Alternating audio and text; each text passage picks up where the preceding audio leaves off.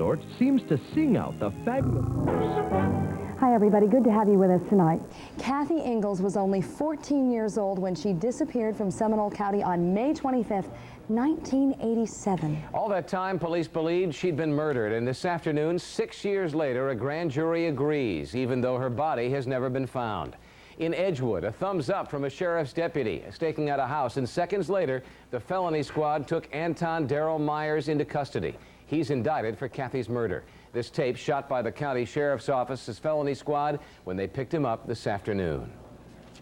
6 News reporter Monica Fisher is just back from the sheriff's office with details on what has been truly one of Central Florida's biggest unsolved mysteries. Absolutely has. It's a case that sheriff's investigators have been looking into for years now, and finally late this afternoon, they have an arrest. Do you feel confident that you have your man? Oh, absolutely. The grand jury listened to all the evidence, and it only took them about 15 minutes to come back with a verdict to indict Mr. Myers. Now, in a joint effort with Lake Mary Police, sheriff's deputies today arrested 32-year-old Anton Myers in Orange County. In the past, he was questioned extensively, but until today, never charged. Why the break? The chief says case law has changed over the past 3 years, making it easier to get a conviction without a body. Now, they say they also have some pretty good evidence, which they believe weighed heavily with the grand jury. A picture showing scratch marks on Myers and a shoe print, which they say connects him with the disappearance. Now, 14-year-old Kathy Ingalls was last seen by her grandparents when they drove her to a friend's house. We talked to her brother late this afternoon. It's not resolved until I see her grave. I know maybe it sounds morbid, but it would at least put a lot of questions to rest in my mind. I'd rather, you know, we have her buried than not knowing where where her body is. Oh, I tell you, and the thing about this, though, what Sheriff Berry brings out today is that Myers has an 18-page rap sheet. It includes everything from shoplifting to strong-arm robbery to rape, and he's just got quite a history. So the law has obviously changed enough, Monica, that investigators feel pretty confident to obviously pick They him do. up. In fact, what they're hoping is that Myers will lead them to Kathy's body, but they say even if he doesn't, they feel confident they can get a murder conviction. And think about the family. The poor Ingalls family after all these years, and thank goodness that our investigators, it's almost reassuring to know that investigators haven't given up when you think of all the Tiffany Sessions and the Deborah Poe cases still out there with their families. And you know the family must be feeling at least some relief tonight. All right, thanks a lot, Monica. David? A drug crackdown continues at the Palms Apartments, where Orlando police are patrolling around the clock now. We have team coverage from the crime-ridden area tonight. First, reporter Ed Trotsky, who has spent the last 3 days talking with residents and officers about the problems. Ed. Well, David, walking through the Palms apartment complex tonight, there is a much different atmosphere from when I was here on Monday. Take a look. On Monday, there were adults and older teens hanging out on these stairwells. They're not here tonight. Instead, we see a lot of kids playing around. We also see a lot of police officers, too, and the police tell me they'll be here as long as necessary. Orlando police arrest more drug suspects. Unlike Sunday and Monday nights, this time angry residents pelt officers with words, not bottles. She don't have nothing to do with any drugs. It's drug problem here, but it's not getting the wrong people. Police have arrested more than 30 drug suspects at the Palms and are looking for 20 more. Have y'all had any direct trouble from this one? No. Sue Morris's brother is one of the suspects. Well, I know they're doing their job, but still, you know, it is some innocent people are going to jail. But others in this federally subsidized housing project only wish this cleanup went further. I wonder why they didn't bring the health department in with them. I wonder why they didn't bring the exterminators in with them, why they was cleaning up. 8 to 20 officers are now patrolling the Palms around the clock. But OPD denies that other neighborhoods are being left unprotected. Calls of service in the day is not that significant, and we can use the manpower here. Officers admit their increased manpower at the Palms is only shifting some drug dealers to neighboring apartment complexes. We move them to another area, then we've got to increase our efforts in another area. The answer is not to let them continue because of that. We just have to move with them. You know, one reason a lot of the families here are upset is because according to federal housing guidelines, if someone in the family on the lease is arrested on drug charges, then they must be evicted from their subsidized housing. So that's made a lot of families here upset. Now there's a meeting planned right at this hour about that, and the residents are taking their complaints to the management here and police officers. My colleague Shepard Smith is on the other side of the complex where that meeting is getting ready to start. Shepard? Ed, people are just arriving for the meeting. Police have arrived, some community leaders. They all want to sort out exactly what happened here. Today we've gotten kind of an idea about how it all began with a very intense situation on Monday night. A call made by someone here to 911. Listen. Now an emergency. Make this emergency. Policeman shot. What? Policeman shot. And with that, it appears officers fell right into a trap. This is reference Mercy Drive, signal turning, I put it to 43. Incident 9468. Man to the policeman has just been shot. So cops sent in the troops, and the bad guys sent bottles and boulders flying.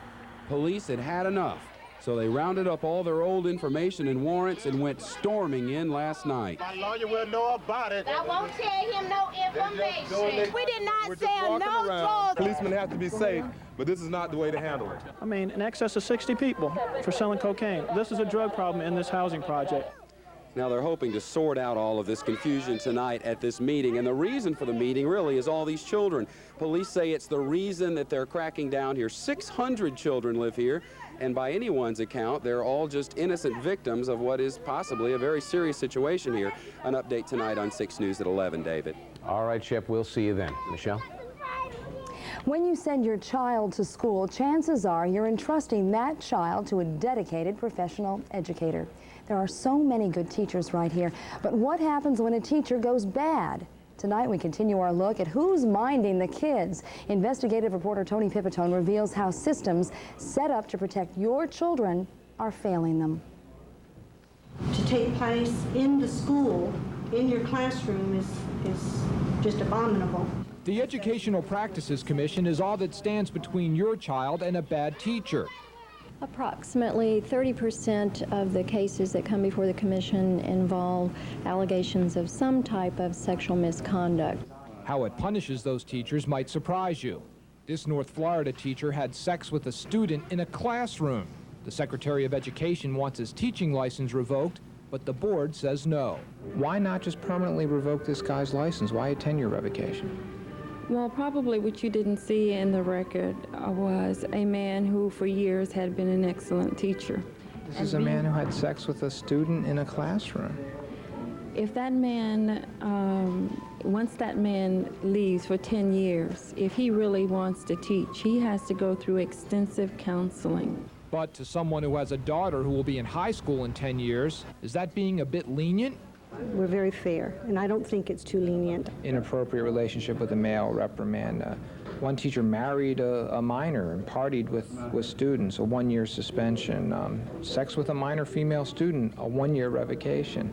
What's going on here? No, I don't remember that at all. But it's all in the EPC's records, which local school boards can use in deciding whether to hire teachers.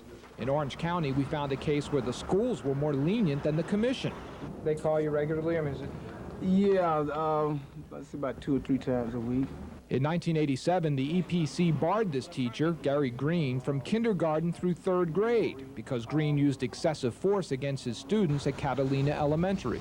But despite that record, Gary Green remained a substitute teacher, often teaching here at Orange Center Elementary School, even though we found 2 drug arrests in his background. I want that in the school. You know, teachers are supposed to show a good enough example for the children. What do you want to say to the school board? Get on their job and do something positive and just not just sit down and push pencils. When we told the schools last week they were still using Green, the manager of their substitute program, John McLeod, was relieved of duty. But the problems go deeper than that. Just look at these crimes and the amount of time the people who committed them were kept in the schools. Everyone from substitute teachers to custodians were on the job for an average of 6 months before administrators learned their records and removed them. Though they're getting better at it, the school board's labor attorney wants it done even faster. We've asked the sheriff if he would assign a deputy here to actually do our checks here so we can speed the process up. Oh, I don't know how you investigate these stories without getting so mad just looking through the records. Why do they hire these people back with these kind of records? Well, I'll tell you, there is just a great demand for substitute teachers and for some of those other positions in the schools. And those people on that list that we showed you, they wrote on their applications they didn't have a record. That was the time it took for them to realize they did and to pull them out of the schools. So why this length of time? Why so long? Well, it's interesting. Other counties tell me it doesn't take as long as it takes Orange County to do this. And Orange County has been doing better lately, but it takes a long time to get FBI checks back from Washington and then move the people from the schools. It just takes a while, but 6 months is a bit long, and they are working on it. All right, thanks a lot, Tony. All right. David?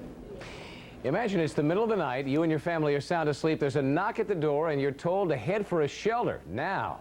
That's exactly what happened to 500 people in Palm Bay this morning. A toxic vapor was spreading over their neighborhood from a fire at a pharmaceutical company many of them didn't even know existed. Everyone within half a mile of the Fire Research Plant in northeastern part of the city was told to get out. US 1 was closed down for 5 hours.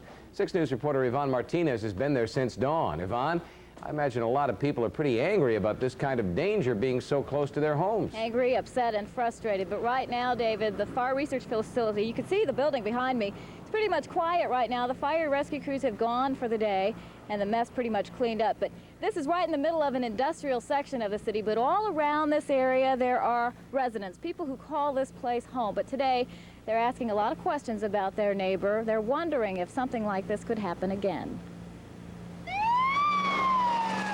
A chemical emergency shuts down a busy highway and forces hundreds from their homes. Residents rudely awakened, only to be told they were in danger. They banged really loud, and they had the bullhorns and everything, and they said, you need to evacuate your home as soon as possible. Grab your children, grab your personal belongings, and get out. We're all here waiting to see what's going to happen next, I guess. Kind of scary, huh? Yeah. It's weird. 14 years, they never been through this. They've never seen anything like it. A lot of residents here never even knew this chemical plant was here, much less the potential danger that exists in their own backyard. And it apparently isn't the first time something has gone wrong. It's a reoccurring situation that happens all the time. Does that worry you? Yeah, a little bit, yeah. For the fact that, you know, we have to breathe the air in the area, and it does affect us sometimes. The scary part is you don't know what's in your backyard. You don't know what's being dumped back there. You don't know what's being spilled. You don't know what's catching on fire. We're going in. Come on. Neighbors return home. The area has been declared safe. For now, neighbors wonder about the next time. It makes me more concerned that it could happen again. I'm glad we're moving because I wouldn't want to have to keep dealing with it. Yvonne, has it happened before? I mean, has this plant had troubles before? Well, we are told by the fire department that they have come out here on several different occasions for leaks or strange odors, and in fact, they have done several inspections out here. And the biggest concern right now is just the fact that they need to upgrade their extinguishing system. That is the biggest concern at this point. Yeah, it's pretty scary when you get a knock on the door in the middle of the night, no matter what the circumstances. Absolutely. All right, thanks, Yvonne. Could it happen to you? Don't bet against it. When we checked it out, we found 733 businesses here in Central Florida which store hazardous material. Together, they store a lot of it, 34 million pounds. Michelle? Coming up on 6 News, want to stop spreading the germs around your office or in your home? We'll tell you how in our medical report. And if you are looking for a well-paying job, we'll show you where to look. Michelle Muro, Pamela Brady, and Mike Storms. This is 6 News. There's never been a better time to give more consideration to GMC truck value. Our values like GMC's new full-size Sierra, now with a $500 discount voucher. And named the Consumer Digest magazine Best Buy. Or drive out today in a 93 Sonoma SLE. With a special group of options now. Package price to save you over $3,300. There's never been a better time to buy. See your Central Florida GMC truck dealer today. Father and Son Moving and Storage has been family-owned and operated since 1908. Modern moving with old-fashioned care and complete packing and unpacking. Our storage facilities are in climate-controlled, fireproof buildings. We have special New York Express service and senior citizen discounts. My grandfather moved your grandfather. Thank you, Father and Son. 4 generations of movers serving Deltona and Orange, Seminole, and Osceola counties. America's Paint Store. From computer color matching to custom paints. America's Paint Store, Home Depot, where you'll find Glidden Evermore exterior paint. The paint with all kinds of abilities. Hideability, durability, and scrubability. No wonder it's passed the ultimate test of satisfaction. Glidden is the brand over half the homes in America have used. To find just the right Glidden paint for your home, come see us at Home Depot, where low prices are just the beginning. Around here lately, it's been sick news as well as six news, which got us to wondering, when somebody gets a cold in your office or your home, how do you keep the germs from spreading like wildfire? Don't look at me, I didn't start it. Is there anything you can do to stop the illness before it gets everyone sick? After lots of people here shared the same nasty bug, health specialist Charna Weesey went looking for answers for us. We headed to the hospital for advice. We found Hazel and Maria, receptionists at the Family Health Center. Hazel says Maria gave her a terrible cold. What do you feel like? Stuffy. Weak. So you're going to give it back to her? Yes, she better not. Many of us spend most of our waking days at work, so it's no wonder when one of us gets sick, well, it's only a matter of time. We are in touch with so many patients, and sometimes they cough in front of us and so forth. Chances are Hazel and Maria did get sick here at work. After all, they work in a hospital, and all these people come here because they're sick. But you don't have to work in a hospital to get a cold from a colleague. Most colds are passed directly person to person. And so before you know it, someone has sneezed on you or coughed on you, and you have inhaled whatever virus or bacteria that they may be infected with. Dr. Powell says it's up to the person with the cold to keep the cold to him or herself. Advice, sneeze or cough into a handkerchief, not your hands. And wash your hands frequently when you're sick because your hands pass the germs. Most of all, if you're under the weather, stay home. You'll get better faster. And if your coworkers stay healthy, they'll thank you for it. I'm Charna Weesey, 6 News.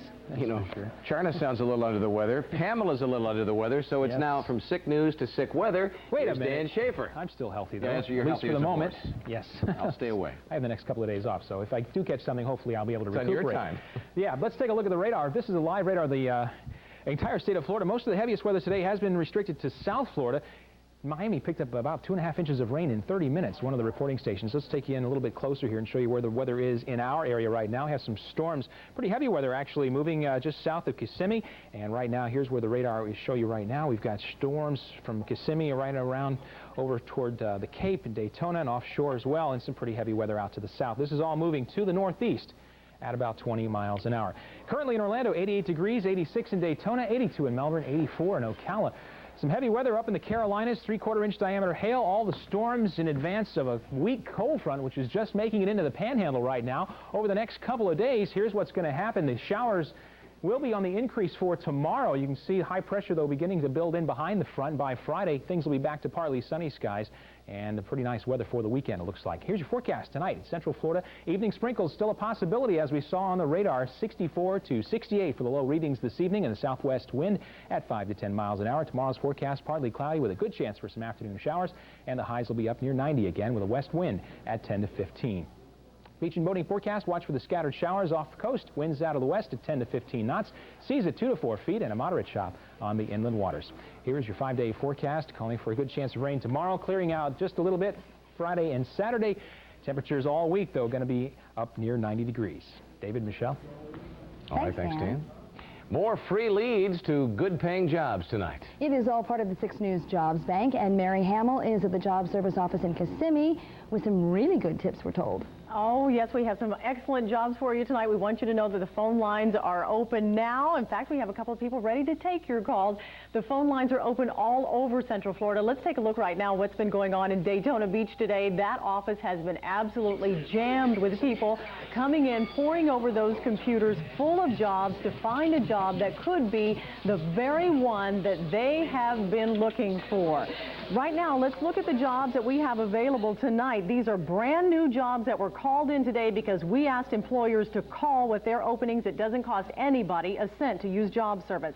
In Kissimmee, an opening for an automotive mechanic. It pays about $20,000 a year. The job service number on that is 0835191. You need 5 years of experience. You do need your own tools.